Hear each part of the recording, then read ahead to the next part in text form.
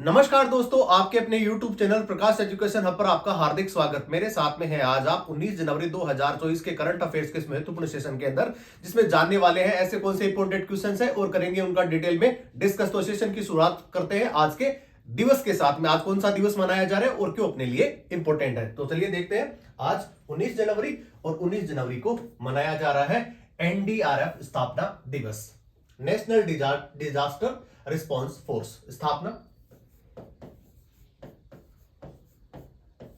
2005 में।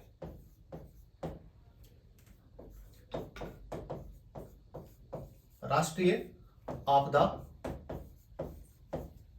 प्रबंधन, जिसको 2005 में संसद में पेश किया गया अधिनियम को, प्रबंधन अधिनियम, और 2006 में राष्ट्रपति की मंजूरी के बाद में इस दल का गठन किया गया।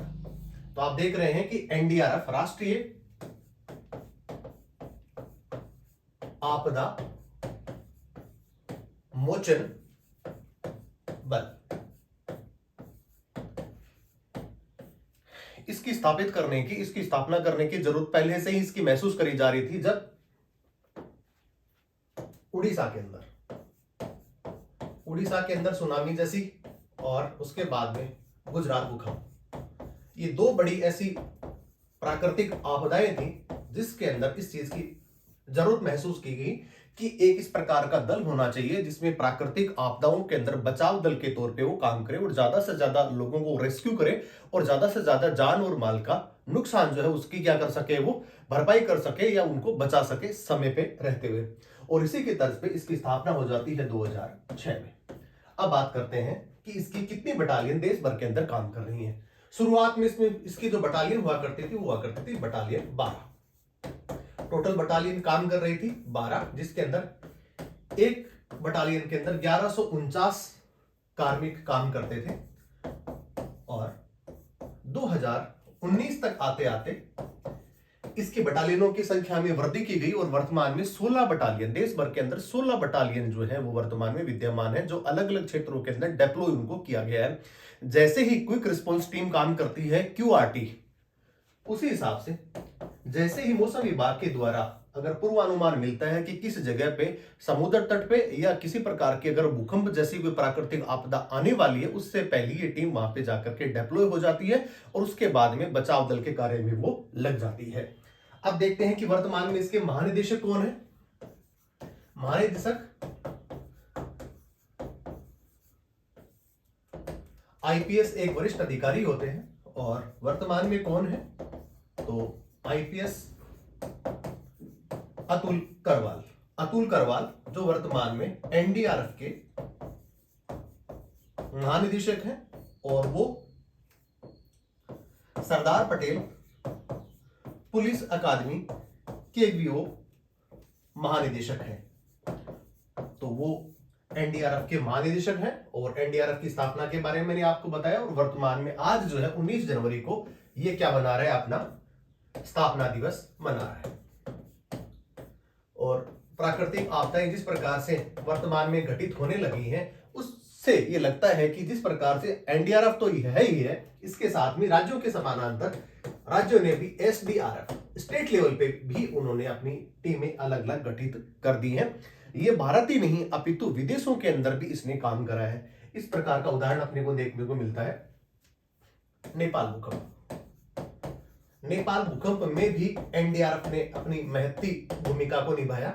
और सुनामी आती है 2011 में जापान के अंदर, वहां पे भी इस टीम को, रेस्क्यू टीम को भेजा गया था। वहां पे उन्होंने जान और माल की वहां पे बचाव करते हुए अपना अभूतपूर्व योगदान दिया था।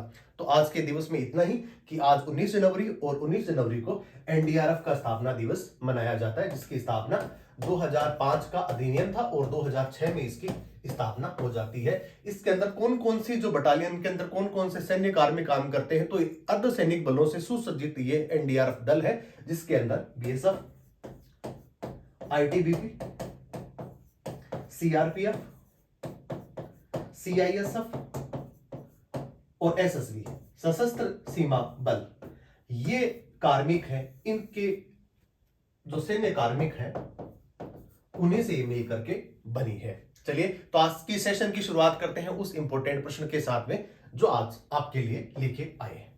इससे पहले जान लेते हैं कि जनवरी माह के जो महत्वपूर्ण दिवस है उनके बारे में आप ग्लांस करके देख सकते हैं कि आज जो 19 जनवरी है उससे 18 जनवरी तक जितने भी महत्वपूर्ण दिवस मनाए गए हैं विश्व भर के अंदर, भारतवर्ष के अंदर, उन सभी का आप यहाँ पे उल्लेख देख सकते हैं और आप अपने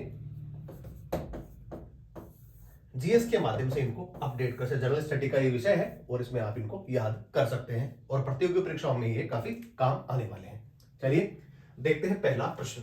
हाल ही में भारतीय सेना द्वारा आतंकवाद के खिलाफ कौन सा ऑपरेशन शुरू किया गया है? अब भारतीय सेना के खिलाफ आतंकवाद एक ही जगह पे वर्तमान में हम देख रहे हैं, जम्मू कश्मीर।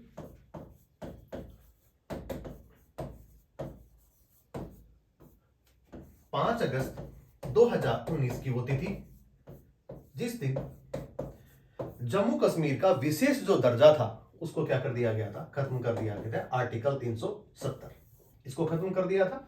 उसके बाद में सेना ने व्यापक तौर पे बहुत बड़े ऑपरेशन चलाए। उसके बाद में आप देख रहे हैं कि ऑपरेशन ध्वस्त, ये भी ऑपरेशन चलाया गया। ऑपरेशन गंगा का संबंध तो हम सब लोगों को पहले से विदित कि ये कहां से चलाया गया था?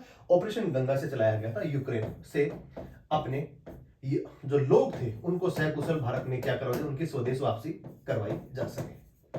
ऑपरेशन सर्वशक्ति, वर्तमान में इस प्रश्न का जो उत्तर है वो है ऑपरेशन सर्वशक्ति, जो सेना के द्वारा चलाया गया एक विशेष अभियान जो वर्तमान में जम्मू कश्मीर के अंदर ये संचालित है। अभी हाल ही के अंदर घटनाएं जो देखी गई थी जिसके अंदर आतंकवादियों के द्वारा इनोसेंट जो लोग थे उनको भी निशाना बनाया गया। हालांकि वो आर्मड फोर्सेस के जो दल है उनको तो निशाना बनाते ही हैं, इसके अलावा इस बार उन्होंने नागरिकों को भी निशाना बनाया था और इसी को कंट्रोल करने के लिए, न्यूट्रलाइज करने के लिए, और जैसे जैसे सर्दियां अभी वर्तमान में जो चल रही थी जिसकी वजह से आतंकवादी सीमा पार से घुस करके जो आ जाते हैं उनका समूल सफाया करने के लिए इस प्रकार का ऑपरेशन चलाया गया है। तो इसका जो आंसर होने वाला है वो कौन सा? ऑपरेशन सर्वशक्ति होने वाला है। वैसे केंद्र शासित प्रदेश है और वहां के जो गवर्नर है जिनका नाम क्या है? मनोज सिन्हा। हाल ही के अंदर मुस्लिम लीग और एक तहरीक एक जमात, दो प्रकार के ऐसे इस्लामी संगठन थे, उनको भी वहां पे बैन किया गया था। ये दोनों संगठन थे, ये भी आतंकवादी गतिविधियों में वहां पे संलिप्त थे और जिसकी वजह से इनको भी वर्तमान में वहां पे बैन किया गया था। इसके बारे में कुछ अन्य चीजें जान लेते हैं। ऑपरेशन सर्वशक्ति को चलाया जा रहा है हाल ही में मुस्लिम लीग, जैसा कि मैंने आपको बताया। इसके अलावा तहरीक ए हुर्रियत, दोनों ऐसे संगठन थे जिनको वहां पे TEH विधि विरुद्ध गतिविधियों रोकथाम अधिनियम UAEP 1967 की धारा 3 फर्स्ट के तहत 5 साल के लिए गैर कानून उनको क्या कर दिया गया? घोषित कर दिया गया। दोनों ऐसे संगठन है इनको। इसके अलावा बात करते हैं कि जम्मू कश्मीर के अंदर परिसीमन हुआ है और परिसीमन में कुछ सीटें बढ़ी हैं और कुछ घटी हैं। जम्मू कश्मीर के रीजन के अंदर जो हुआ था दो होता था, जिसमें जम्मू अलग है और कश्मीर अलग है। दोनों की सीटें चेंज हुई हैं। जम्मू में पहले सीटें हुआ करती थी 37, इसमें कितनी जोड़ दी गई हैं? 6 और जोड़ दी गई हैं। जो ग्रांड टोटल आ गया कितना? 43 आ गया है। और अपने जो कश्मीर है जिसकी बात करते हैं उसके अंदर जो कितनी जोड़ी गई है? 1 सीटें जोड़ी गई हैं। तो यहाँ पे कितनी हो गई है? 46 और 1 ये, तो ये तो हो गई 47 और ये कितनी हो गई है? ये हो गई है 43। 37 की जगह 43 और 46 की जगह पे ये 47। अब बात करते हैं कि कुल सीटें जो टोटल कितनी बढ़ गई हैं? 7। तो 107 से कितनी हो गई है? 114। इसके अलावा विस्थापित जो लोग थे और पीओके जो लोग हैं, पीओके के जो लोग हैं जो अब वहां से निकल करके यहां पे आकर के वर्तमान में निवास कर रहे हैं, उनके लिए भी सीटें रिजर्व करी गई हैं। वो कितनी है? आप देख रहे हैं माइग्रेट लोगों के लिए 2 है, जबकि पीओके के लिए कितनी है? 1 सीटें वहां पे निर्धारित की गई हैं। अब बात करते हैं कि operation Meghdoot. Operation Meghdoot Siachen glacier के अंदर चलाया गया वो विशेष ऑपरेशन जिसमें आतंकवादियों को खदेड़ा गया था और साथ में जो ग्लेशियर का जो सीमा है उसके अंदर भारत ने कब्जा जमाया था। तो इस ऑपरेशन का नाम क्या? 1984 के अंदर चलाया गया विशेष ऑपरेशन। कभी कभी एग्जाम्स में पूछा जाता है। ऑपरेशन मेघदूत है वो सियाचिन में विजय प्राप्त करने के लिए इसको चलाया गया था। अब बात करते हैं ऑपरेशन ध्वस्त। ऑपरेशन ध्वस्त जम्मू कश्मीर ही नहीं, न केवल जम्मू कश्मीर, इसके अलावा देश भर के अंदर NIA के द्वारा, नेशनल इन्वेस्टिगेशन एजेंसी के द्वारा चलाया गया बड़ा एक ऑपरेशन जिसके अंदर आतंकवादियों के ठिकानों, गैंगस्टरों के ठिकानों, ड्रग माफियों के तस्करों के खिलाफ इस प्रकार का ऑपरेशन चलाया गया था NIA के द्वारा, देश भर के अंदर चला था।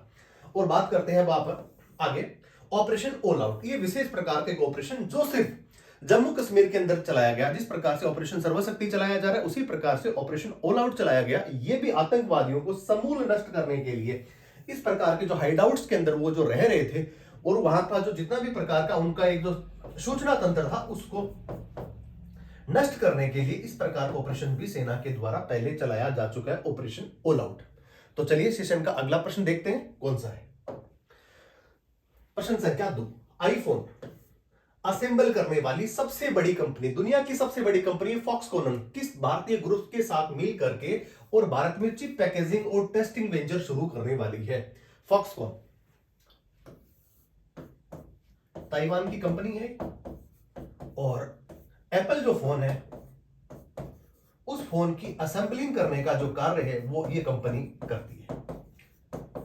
जिस प्रकार चीन के अंदर अनुकूल वातावरण नहीं होने की वजह से बहुत सारी विदेशी कंपनियां चीन से मुंह मोड़ करके और भारत की तरफ उन्मुख हो रही हैं, और उसी के क्रम के अंदर आईफोन असेंबल करने वाली कंपनी कौन सी? फॉक्सकॉन, जिसने भारत के अंदर यहां पे वेंचर शुरू कराया है। और कहां पे किया है और किस कंपनी के साथ में किया है? तो इसका जो आंसर होने वाला है वो कौन से होने वाला है? HCL। कहां पे करेगी? ये करेगी कर्नाटक में। 300 करोड़ रुपए का ये एक वेंचर। इससे पहले तमिलनाडु में भी एप्पल ने, और इसके अलावा वियतनामी एक जो कंपनी थी उसने भी यहां पे सेमीकंडक्टर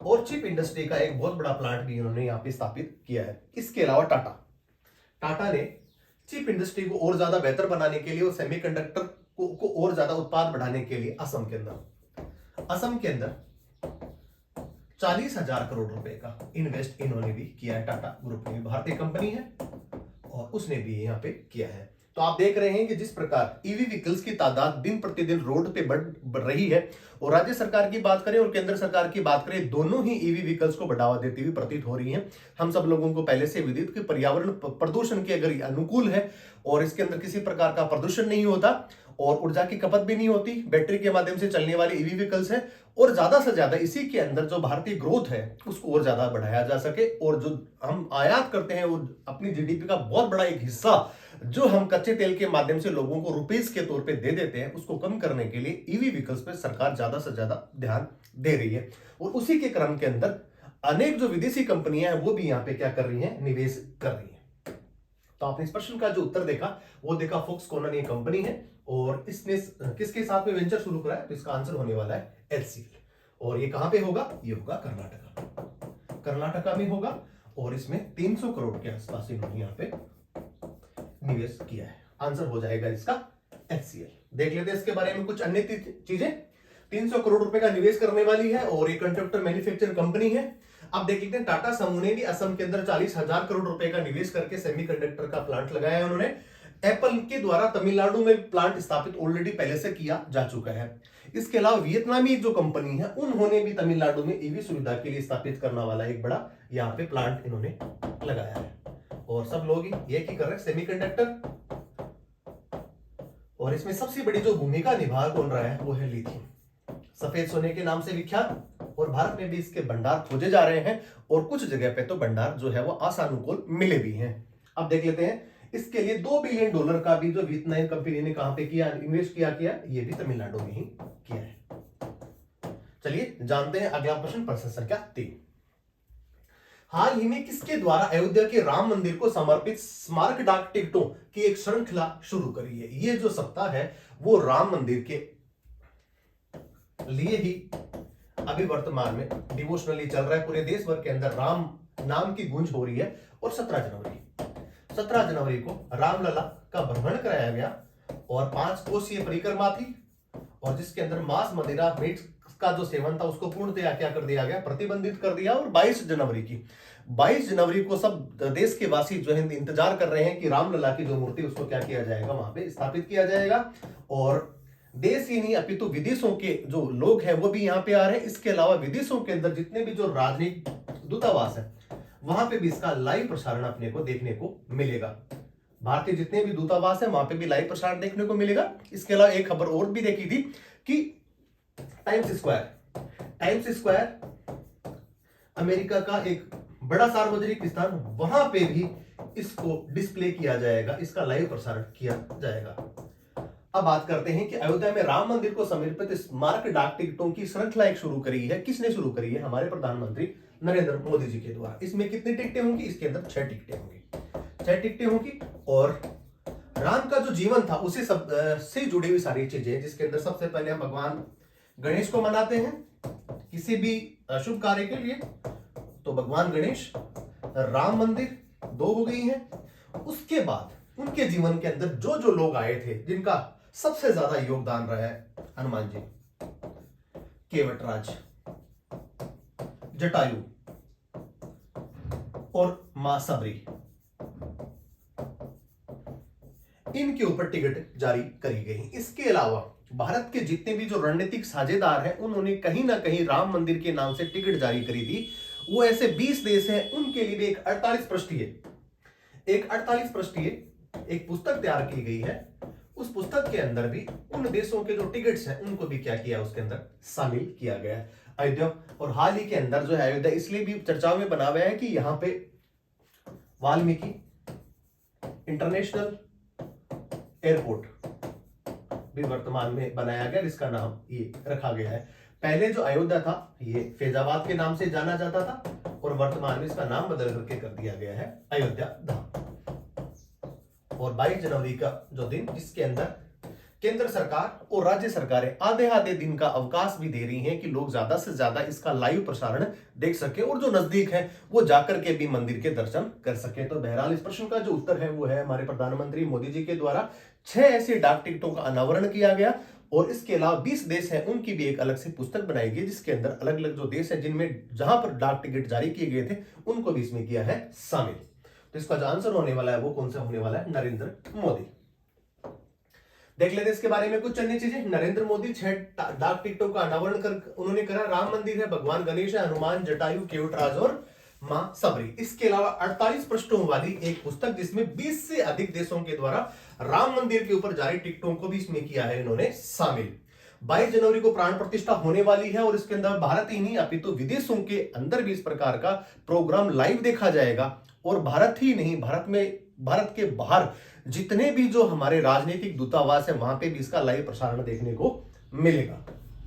चलिए जानते हैं अगला प्रश्न, प्रश्न संख्या 4। एशिया का सबसे बड़ा एविएशन एक्सपो विंग्स इंडिया 2024 का आयोजन कहां किया जाएगा? आंसर इसका हो रहा है कौन सा? हैदराबाद। हैदराबाद किसकी राजधानी? तेलंगाना की राजधानी हैदराबाद, और वहां पे इसका आयोजन किया जा रहा है, जिसके अंदर भारतीय जो कंपनियां वहां पे अपने विभिन्न उत्पादों को जो एविएशन इंडस्ट्री से संबंधित है उनको वहां पे प्रदर्शित भी कर रहे हैं। देश ही नहीं अपितु विदेशों की जो एविएशन कंपनी है वो भी इसके अंदर क्या ले रही है? भाग ले रही है। एक ग्लांस के तौर पे देख लेते हैं। 18 से लेकर के 21 जनवरी के मध्य वर्तमान में ये वहां पे चल रहा है, और यहाँ पे हिंदुस्तान एरोनॉटिक्स लिमिटेड स्वदेशी निर्मित हिंदुस्तान 228 विमान और उन्नत हल्के हेलीकॉप्टर ध्रुव का भी वहां पे प्रदर्शन ये करने वाली हेल के द्वारा ये किया जाएगा। 25 प्रकार के विमानों का भी वहां पे प्रदर्शन किया जाएगा। अब बात करते हैं कि कौन कौन सी विदेशी कंपनियां आने वाली है। इससे पहले एयर इंडिया का A350 एयरबस और बोइंग 777X पहली बार घरेलू शुरुआत और विशेष आकर्षण का ये केंद्र रहने वाला है, जिसके अंदर स्वदेशी जो निर्मित जो टेक्निक्स है उसको भी इसमें किया है शामिल।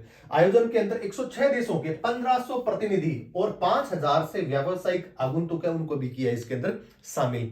वैसे ये एक बड़ा शो है, और इसके अंदर जो है लोगों के लिए टिकट्स भी रखी गई है। 750 रुपए के आसपास इसमें टिकट रखी गई है, और इसके अंदर 3 साल के जो बच्चे हैं उनके लिए फ्री रखा गया। एविएशन शो है वहां पे इसको रखा गया है, और ये हैदराबाद में वर्तमान में संचालित है, क्योंकि आज 19 जनवरी और इसका अनावरण जो है 18 जनवरी से लेकर के और 21 जनवरी के मध्य किया गया था, और कल से इसकी शुरुआत हो चुकी है। जानते हैं अगला प्रश्न, प्रश्न संख्या 5। द्विपक्षीय श्रृंखला के लिए आईसीसी के द्वारा नियुक्त पहली निष्पक्ष महिला एम्पायर कौन है? जिस प्रकार पुरुष क्रिकेट के अंदर भी महिलाएं अभी वर्तमान में एम्पायरिंग करने लगी हैं, और पहली बार आप देख रहे हैं एक निष्पक्ष महिला एम्पायर के तौर पे इस प्रकार जो है इन्होंने क्या किया है, अभी उनको इसमें नियुक्ति दी है या उनको चुना है। नाम क्या उनका? ये इंग्लैंड के एक खिलाड़ी है जिनका नाम है सू रेडरसन। सू रेडरसन ये एक इंग्लैंड की खिलाड़ी महिला क्रिकेटर रही हैं, और इनको इसमें क्या मिलेगा? मौका मिलेगा। अब देख लेते हैं इसके बारे में कुछ अन्य चीजें।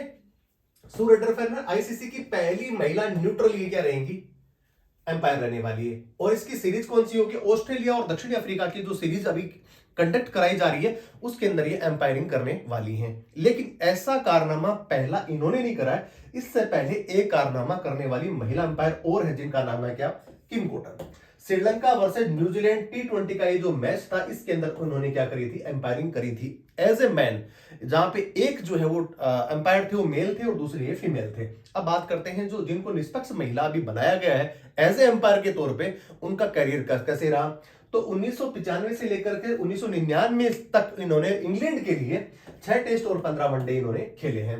अब बात करते हैं कि जिस प्रकार पुरुष डोमिनेट जो क्रिकेट है उसके अंदर महिलाओं की जो सैलरी हुआ करती थी वो कम दी जाती थी, लेकिन भारतीय संदर्भ में अगर देखा जाए तो 27 अक्टूबर 2022 को एक ट्वीट आता है, वो किसका आता है, बीसीसीआई की जो सचिव है जैसा, उनका एक ट्वीट आता है कि आज के बाद में महिलाओं और पुरुषों की जो सैलरी के अंदर जो विभेद हुआ करता था, जो डिफरेंस हुआ करता था, उसको हमने क्या कर दिया, खत्म कर दिया और दोनों जो क्रिकेटर हैं उनकी सैलरी को क्या करा जाएगा, बराबर किया जाएगा। वर्तमान में फीस कितनी है, टेस्ट मैच में 15 लाख रुपए, जबकि ओडीआई के अंदर 6 लाख रुपए, टी20 के अंदर 3 लाख रुपए फीस जो है खिलाड़ियों को दी जाती है।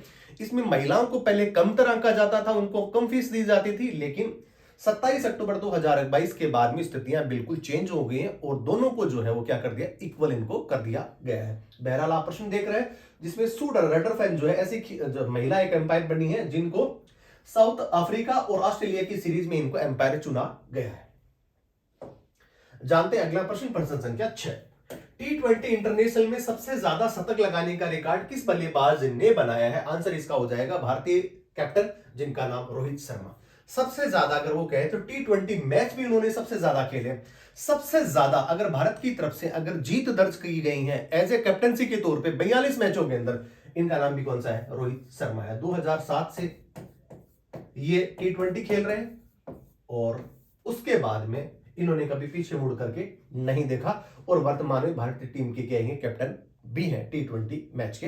हालांकि ये वनडे के कैप्टन भी हैं और इन्हीं की कप्तानी के अंदर जो है भारत उप विजेता भी बना था 2023 का वो विश्व कप। देख लेते हैं इसके बारे में कुछ अन्य चीजें।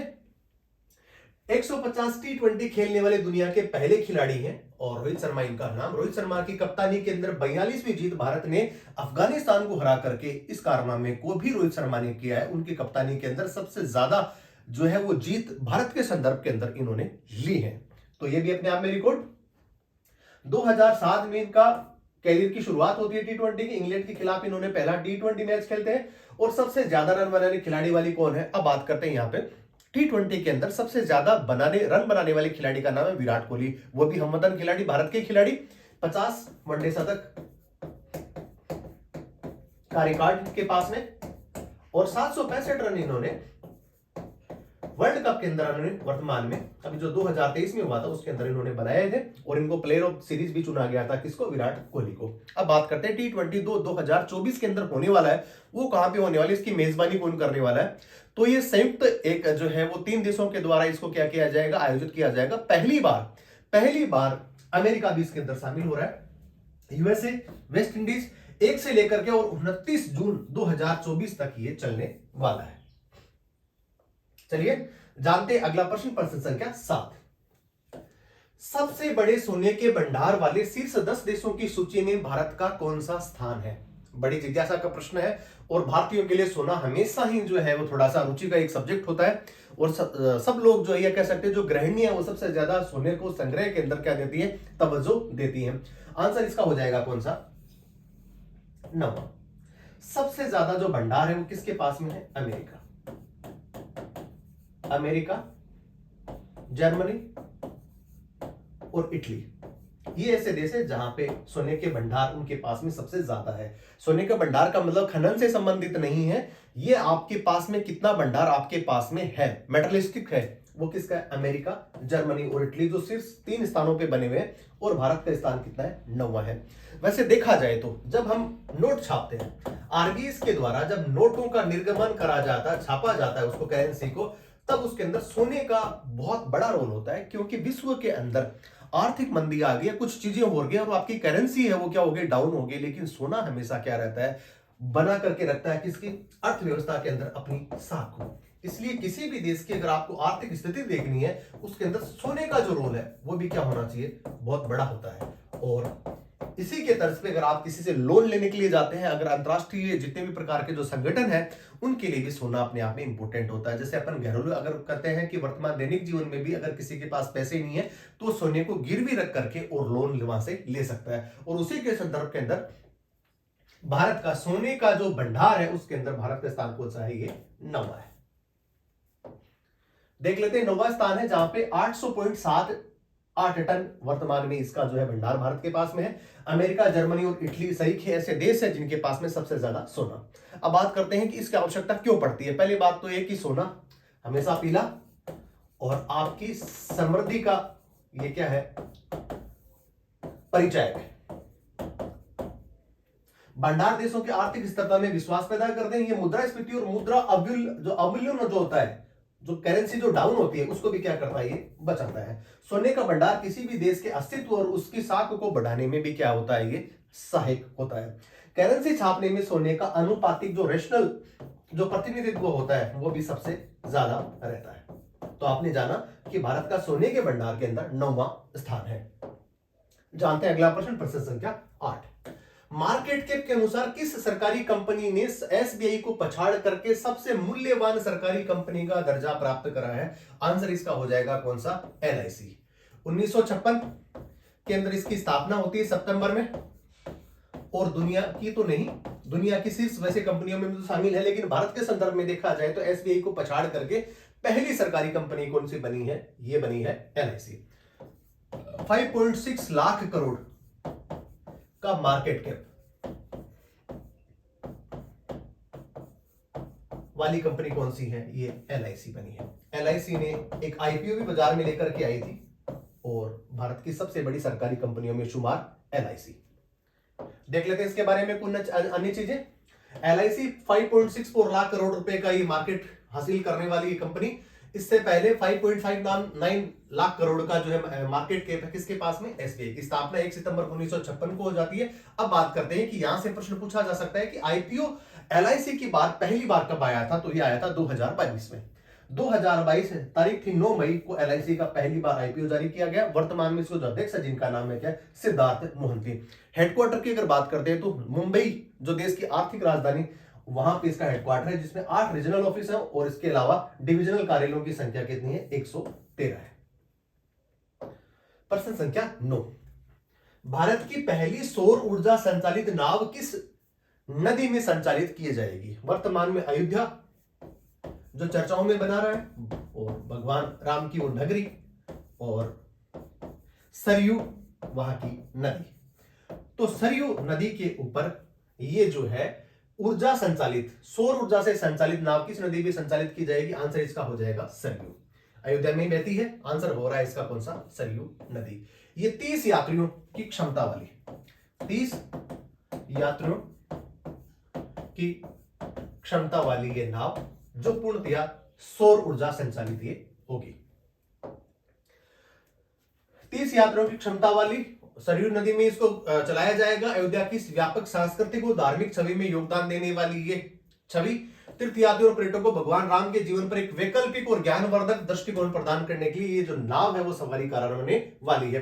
वर्तमान में अयोध्या इसलिए भी चर्चा में बना हुआ है कि वहां का जो एयरपोर्ट है जिसका नाम वाल्मीकि इंटरनेशनल एयरपोर्ट रख दिया गया है। 17 जनवरी को यहाँ पे गर्भगृह में विराजमान होने की प्रक्रिया ऑलरेडी पहले से पूरी की जा चुकी है और अब 22 जनवरी का वो दिन आने वाला है जो देश भर इसका इंतजार कर रहा है। और सभी जो हिंदू धर्मावलंबी नहीं, इसके अलावा जितने जो मतावलंबी जो और धर्मों के हैं वो भी इसका क्या कर रहे हैं, इंतजार बड़ी बेसब्री से कर रहे हैं। और देश भर के अंदर आधे दिन का अवकाश भी जो है वो सरकारी कार्यालयों में इसकी छुट्टी भी रखी गई है। अलग अलग प्रकार के जो राज्य हैं कह सकते हैं वो उनकी इच्छा पे डिपेंड करता है, लेकिन कई राज्यों में इन्होंने आधे दिन की छुट्टी का भी क्या किया, ऐलान किया है। अब जानते हैं आज के सेशन का अंतिम प्रश्न, प्रश्न संख्या 10। WHO के अनुसार कितने करोड़ भारतीय तंबाकू का सेवन करते हैं? वर्ल्ड हेल्थ ऑर्गेनाइजेशन जिसका हेडक्वार्टर जिनेवा स्विट्जरलैंड में, और वो लोगों की जागरूकता स्वास्थ्य की जो प्रति होती है उनके बारे में लगातार अपडेट्स वो देता रहता है। और इसी के संदर्भ के अंदर प्रश्न जो पूछा जा रहा है कि कितने करोड़ भारतीय तंबाकू का सेवन करते हैं, आंसर इसका हो जाएगा कौन सा, 25 करोड़। 2010 के आसपास इसकी संख्या 38 करोड़ हुआ करती थी। तो भारतीयों ने तंबाकू का सेवन करने में क्या कर दिया, थोड़ा सा इन्होंने कम कर दिया है। और 2024-25 के अंदर जो इसका आंकड़ा होने वाला कौन सा, 25 करोड़ ये होने वाला है। तो WHO के द्वारा जारी आंकड़े जिसके अंदर जो है भारतीय वो 25 करोड़ जो लोग हैं वो इसका क्या करते हैं, सेवन करते हैं। अब इसके अंदर बात करते हैं कि पुरुष तो चलो, पुरुषों का तो जैसे कह सकते हैं कि पुरुष सबसे ज्यादा धूम्रपान करते हैं, लेकिन महिलाएं भी कम प्रतीत नहीं है। जहां पे 79% पुरुष कर रहे हैं, तो उसके पीछे जो रिमेनिंग जो रेशियो है 21%, इसमें महिलाएं भी धूम्रपान करती हैं, और जिसकी वजह से कैंसर जैसी घातक बीमारी जो है वो सबसे ज्यादा देखने को मिलती है। तो सब लोगों को अवेयर करने की जरूरत, हालांकि राज्य सरकार की बात करें, केंद्र सरकार की बात करें, अंतरराष्ट्रीय स्तर पर WHO भी बार बार एडवाइजरी जो है वो लागू या जारी भी वो करता है। और इसी के संदर्भ में आप में देख रहे हैं कि 2025 में ये आंकड़ा घट करके कितना होकर के जाने वाला है, ये 21.8% रह जाएगा। वर्तमान में कितना है, 25% है, जबकि 2025 में ये आंकड़ा घट करके कितना हो जाएगा, 21.8% रहने वाला है। अब बात करते हैं 2010 के आसपास की। 2010 के आसपास 2010 के अंदर ये 38% भारतीय सेवन कर रहे थे, किसका, तंबाकू का। कमोबेश ये है कि 14 साल के आसपास आने के बाद में 38% से ये आंकड़ा कितना आ गया है, 25 करोड़ के आसपास ही आ गया है, और ये 2024-25 के अंदर 21% ही आ जाएगा। हालांकि संख्या की बात हो रही है जहां पे 25 करोड़ है, लेकिन प्रतिशत के हिसाब से देखा जाए तो 21.8 करोड़ जो लोग हैं, प्रतिशत जो है वो तंबाकू का सेवन ये कर रहे होंगे। अब बात करते हैं कि WHO की स्थापना, तो ये यूएनओ का ये एक संगठन, और 7 अप्रैल 1948 की इसकी स्थापना हो जाती है। मुख्यालय इसका, जैसा कि मैंने आपको पहले बताया, जिनेवा स्विट्जरलैंड में। और हाल ही के अंदर WHO ने ट्रेकोमो को क्या कर दिया है, इराक से मुक्त घोषित इसको कर दिया गया है। तो आज के सेशन में बस इतना ही। बने रहिए प्रकाश एजुकेशन हब के साथ में। जय हिंद, जय भारत।